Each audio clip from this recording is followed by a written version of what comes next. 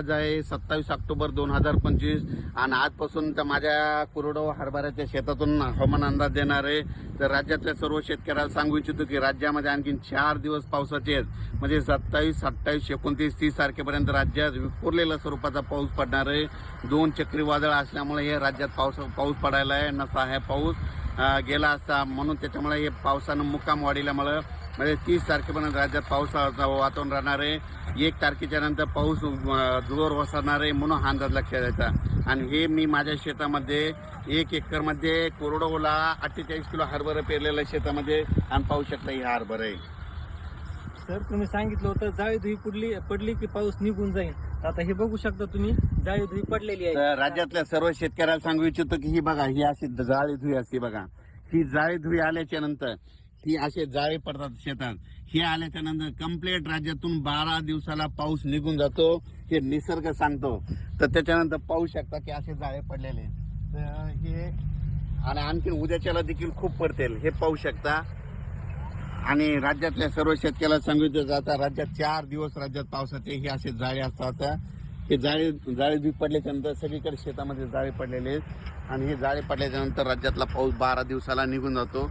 पण राज्यातल्या सर्व शेतकऱ्याला सांगितलं होतं की आणखीन राज्यामध्ये 4 दिवस पावसाचे आहेत. म्हणजे ते पाऊस कधी पडणार आहे म्हणजे 27, 28, 29, 30 या 4 दिवस राज्यामध्ये पाऊस पडणार आहे म्हणून हा अंदाज लक्षात घ्यायचा.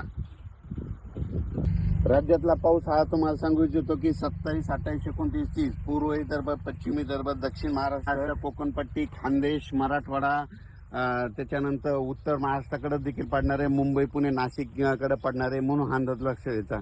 हा पाऊस सर्वदूर नाही फक्त भाग बदलत विखुरलेल्या स्वरूपाचा पडणार आहे म्हणून राज्यातल्या सर्व शेतकऱ्यांनी हे देखील अंदाज लक्षात द्यायचा.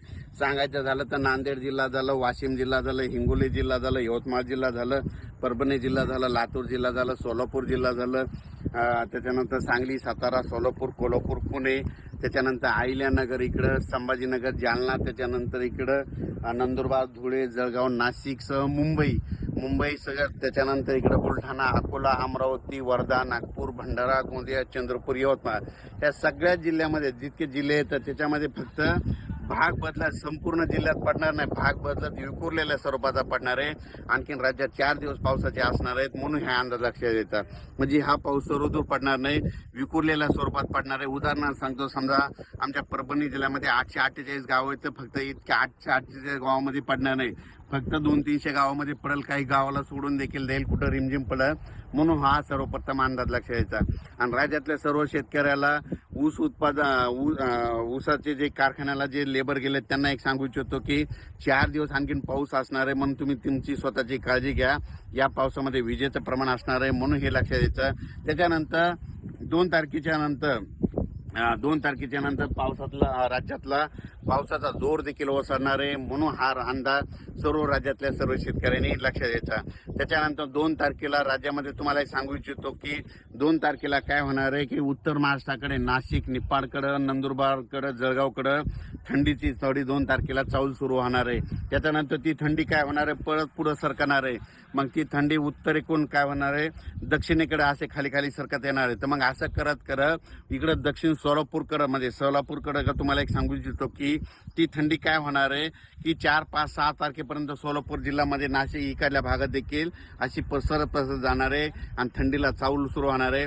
पण हे थंडी सुरू होत असताना काय असतं थोडं ढगाळ वातावरण असतं म्हणून हे लक्षात येतं. मग त्या ढगाळ वातावरणामुळे काय होतं की राज्यामध्ये बघा तुम्ही 2 तारखेच्या नंतर 2 तारखेचे 7 तारखेच्या दरम्यान राज्यात काही जण धुके म्हणतात, काही जण धुराळी म्हणतात, कोणी धुके धुराळी असं म्हणतात, विदर्भात धुराळी म्हणतात, काही धुकं म्हणतात म्हणून हे लक्षात येतं. म्हणजे 2 तारखेपासून तर 7 तारखेपर्यंत राज्यामध्ये चांगली धुके धुराळी येईल आणि आज देखील जाळी धुई आलेली आहे म्हणून आता हे संकेत दिलेत निसर्गाचे की राज्यातला पाऊस आता 12 दिवसांना असा निघून जाणार आहे म्हणून अंदाज लक्षात यायचा. म्हणून हे अंदाज सर्व शेतकऱ्यांना लक्षात यायचा. अचानक वातावरणात बदल झाला तर लगेच एक मेसेज दिला जाईल. पण राज्यात मात्र 4 दिवस आणखीन पावसाचे 27 ऑक्टोबर पासून ते 1 नोव्हेंबर पर्यंत राज्यात विखुरलेला सावरचा पाऊस पडणार आहे. सर्वदूर काय पडणार नाही, भाग बदलत पडणार आहे म्हणून अंदाज लक्षात घ्यायचा. धन्यवाद.